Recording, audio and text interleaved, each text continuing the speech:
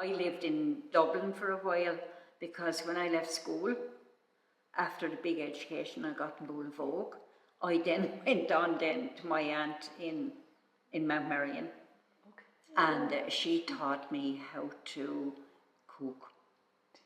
Yeah, big time. She had won prizes for her cooking. So she taught me how to cook all sorts of cakes, all sorts of dinners, everything. Oh, she was fantastic.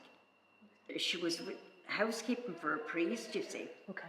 And this is what she was doing. And then he'd have big dinners and gatherings, whatever, meetings and all. And she'd have all these for lunch.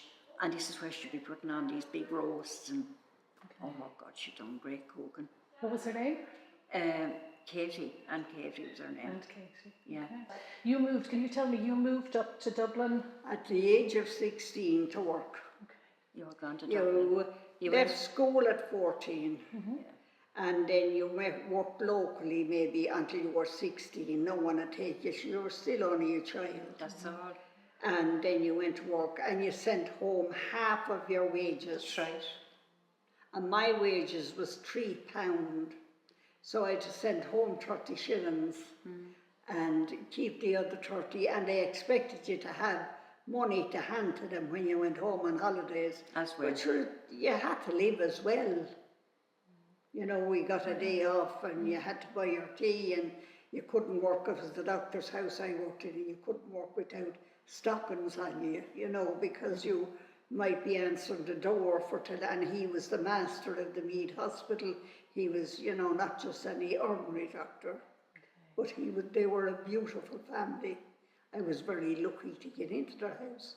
And I would say I developed the taste for fine food after I left home. Did you, Agnes? Yes. So where was this big house that you moved up to and to work in Dublin? Oh yes, that was 5 stories. Yeah. Where was it? In Fitzwilliam Square. 65 Square. Fitzwilliam Square. Okay. Yes. You were working for a doctor? Yes, I worked for the doctor for 4 years. So you were 16?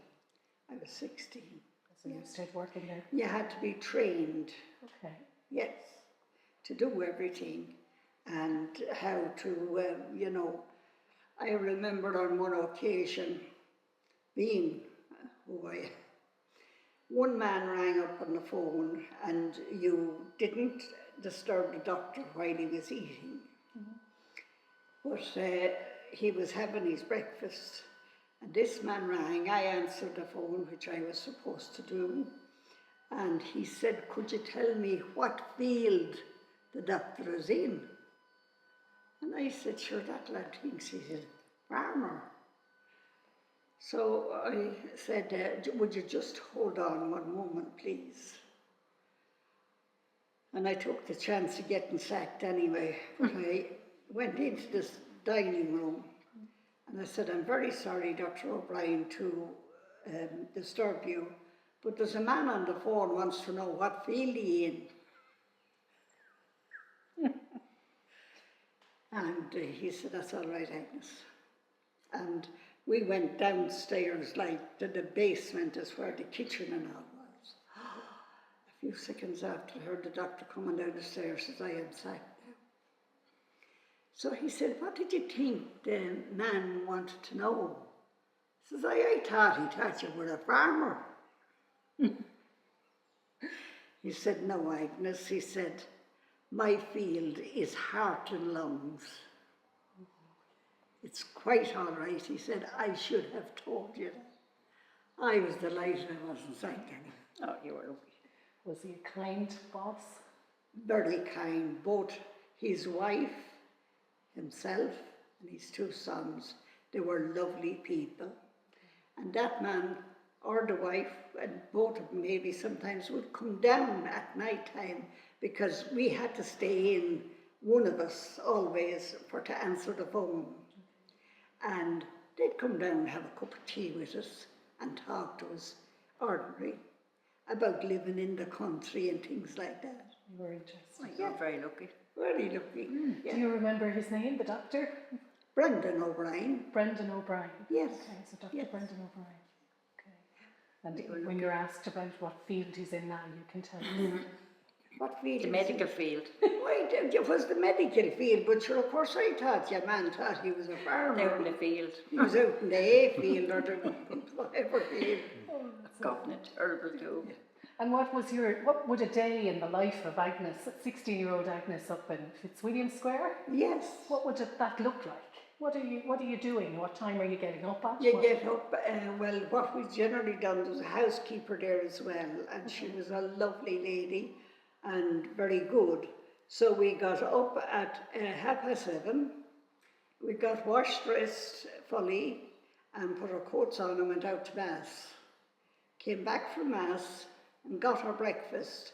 The doctor and his wife ate tea and toast, and we had a braai. Rasher egg and sausage. It was lovely.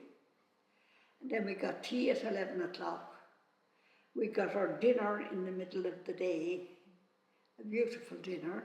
We got tea again at 4 o'clock, and they had their dinner at 7. We used to cook the dinners. Oh, the housekeeper. Oh, that, yeah. Oh, yes, yeah. And it was only then I learned, of different steaks and things like that. We used to be sent into Gorey now and again on a bike when I got hardy for a pound or two of beef and a good bone, shin bone preferably, and that made great soup.